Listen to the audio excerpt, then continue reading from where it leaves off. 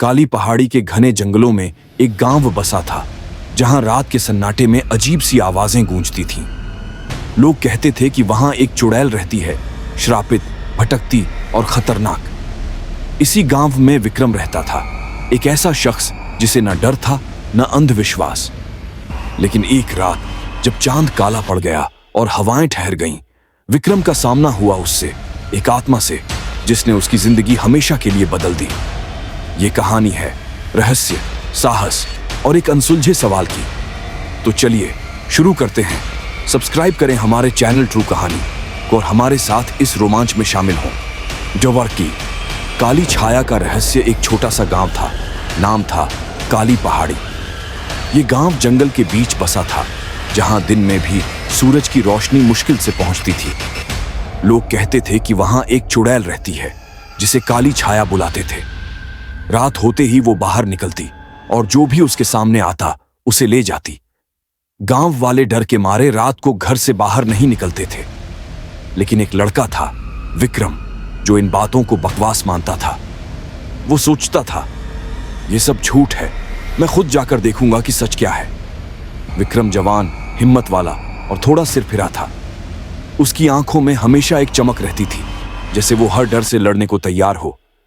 एक दिन गांव में एक आदमी गायब हो गया। सबने कहा काली छाया ने उसे ले लिया। विक्रम ने ठान लिया कि वो जंगल में जाएगा और इस चुड़ैल से टक्कर लेगा। उसके दोस्त रवि और मीना ने उसे रोकने की कोशिश की, पर वो कहां मानने वाला था। उसने एक तलवार, एक लालटेन और रस्सी उठाई और शाम होते ही जंगल की ओर चल पड़ा। जंगल में घुप अंधेरा था। हवा चलती तो ऐसी आवाजें आती जैसे कोई सिसक रहा हो या चुपके से हंस रहा हो। विक्रम का दिल थोड़ा सा कांपा, पर उसने खुद को समझाया, ये सब दिमाग का वहम है। रात के करीब 11 बजे वो एक पुराने बरगद के पेड़ के पास पहुंचा। वहां जमीन पर कुछ अजीब निशान थे, जैसे किसी ने नाखूनों से मिट्टी खोदी हो।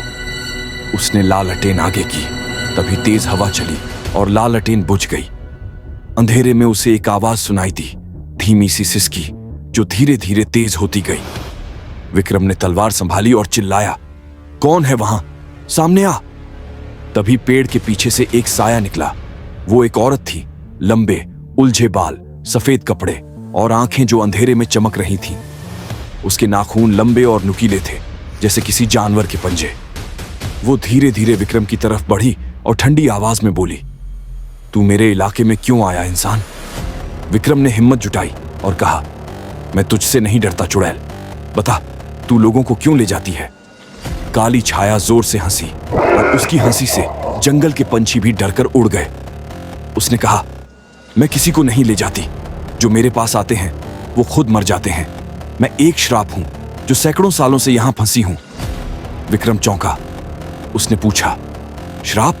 कैसा श्राप? काली छाया ने अपनी कहानी सुनाई। बहुत साल पहले वो एक खूबसूरत लड़की थी, नाम था सावित्री। गांव वालों ने उस पर जादू टोने का इल्जाम लगाया और उसे जिंदा जला दिया। लेकिन उसकी आत्मा ने हार नहीं मानी। उसने खुद को श्राप दिया और वापस लौटी, ताकि अपने दुश्मनों से बदला ले सके। अब वो ना इंसान थी ना आत्मा, बस एक साया, जो हर उस इंसान को सजा देता था जो उसके रास्ते में आता था। विक्रम को थोड़ा तरस आया, पर उसने सोचा कि अगर ये सच है तो इसे आजाद करना चाहिए। उसने पूछा, तुझे आजादी कैसे मिलेगी? काली छाया बोली, जिस पेड़ पर मुझे जलाया गया वही मेरी मौत का कारण है।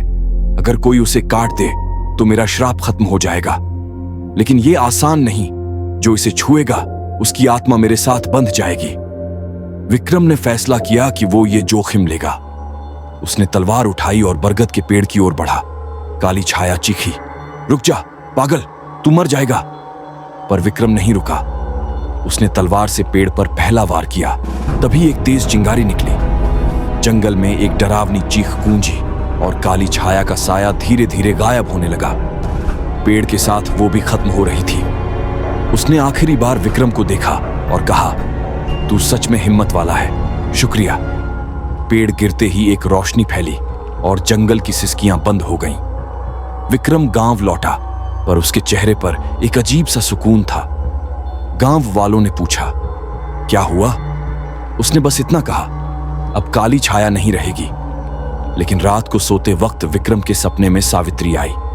उसने कहा, तूने मुझे आजाद किया, पर मेरी आत्मा का एक हिस्सा अब तेरे साथ है। जब तक तू जिंदा है मैं तुझे देखती रहूंगी। विक्रम की आंख खुली और उसे लगा कि उसका दिल पहले से थोड़ा भारी हो गया है। क्या वो आत्मा सच में उसके साथ थी या ये उसका वहम था?